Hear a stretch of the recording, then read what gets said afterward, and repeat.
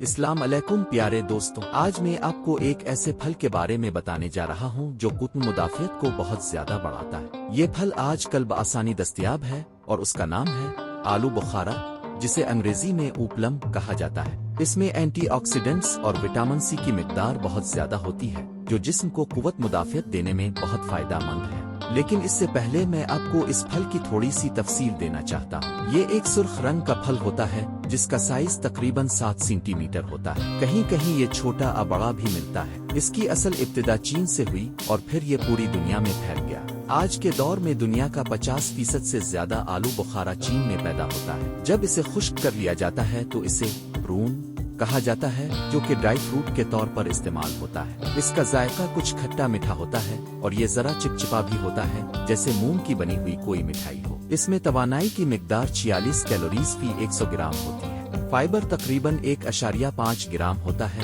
جو کہ صحت کے لیے بہت مفید ہے۔ اس میں وٹامن سی کی خاصی مقدار موجود ہوتی ہے۔ اس کے علاوہ کیلشیم، میگنیشیم، مینگنیز اور دیگر کئی غذائی اجزاء بھی پائے جاتے ہیں۔ یہ پھل ایک طاقتور اینٹی آکسیڈنٹ ہے جو کینسر کو روکنے، پروسٹیٹ کے مسائل کم کرنے، دل کی صحت برقرار رکھنے، قبض سے نجات دلانے اور نظام ہاضمہ کو بہتر بنانے میں مدد دیتا ہے۔ یہ جلد کے لیے بھی بہت مفید ہے کیونکہ جلد کو جوان اور صحت مند رکھنے میں مدد کرتا ہے۔ آلو بخارا جگر کی چربی کو کم کرنے میں بھی مفید ہے۔